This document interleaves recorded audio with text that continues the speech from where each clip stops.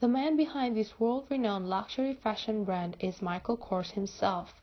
He established this brand in 1981, and he went a long way from zero into becoming one of the most influential people in the world. He was exposed to the fashion industry and gained inspiration through his mother's career as a Revlon model.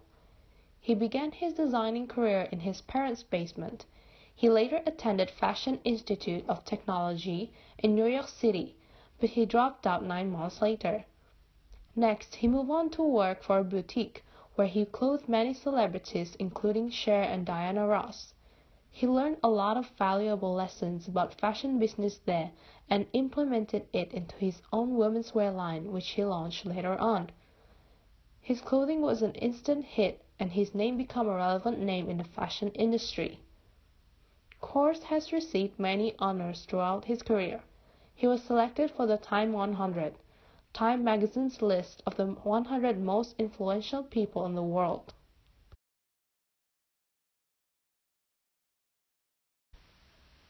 Michael Kors are related to their luxury fashion products, especially with their handbags as their favorite products.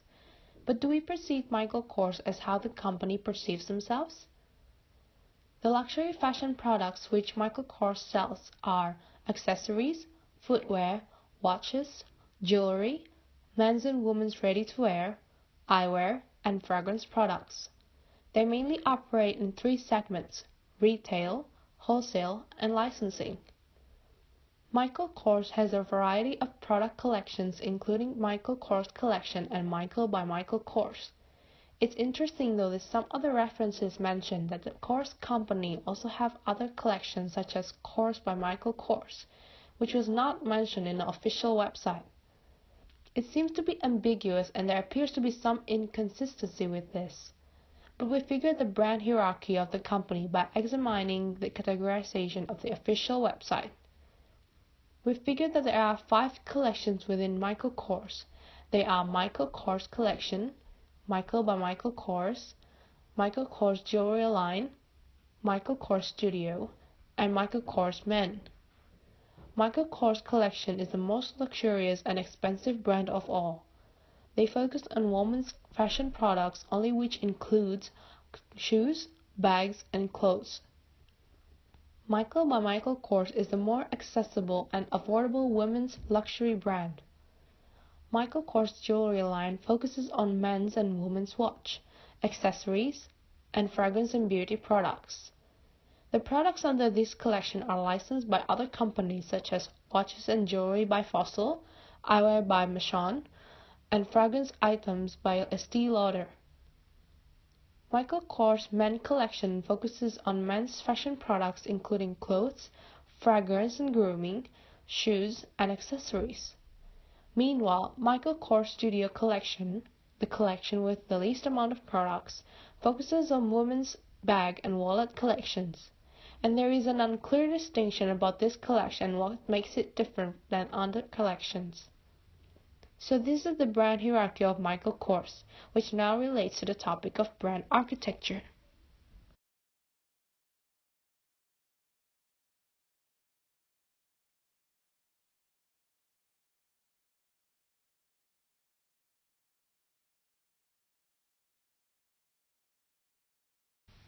A lot of times, a brand needs to keep being relevant and innovative to manage and leverage the brand equity.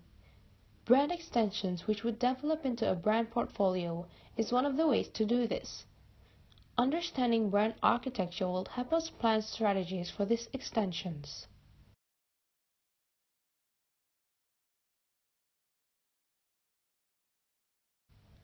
Brand architecture covers the relationship between brands and how they play a different role within the whole company or the brand portfolio. So it's important to study the brand portfolio structure, the brand hierarchy, and analyze the extent which brand can be stretched. A careful and planned strategy is needed to be developed.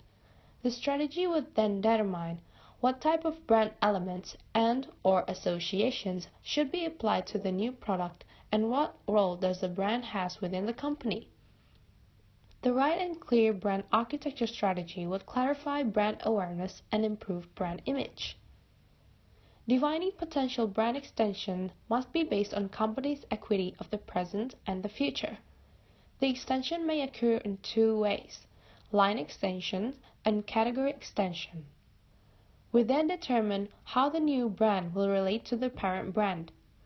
The new brand might be under the house of brands or branded house type of company, according to the planned strategy. We must keep in mind that the role and position of a new brand must be well defined. Brands can play various roles within the whole company. According to Keller, there are 4 types of brands in a company. They are flankers, cash cows, low-end entry-level, and high-end prestige brands. Flankers are the brands which are designed to fight the other competitors. These brands would emphasize the points of parity of companies so the flagship brands can retain their positioning.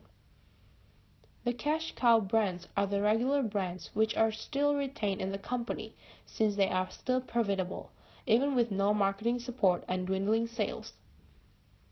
The low-end, entry-level, or high-end prestige brands are the sub-brands of a company which varies in price and quality while leveraging the associations. However the brand is going to be set up within the whole brand hierarchy, the brand extension should maximize the target market coverage while minimizing brand overlap.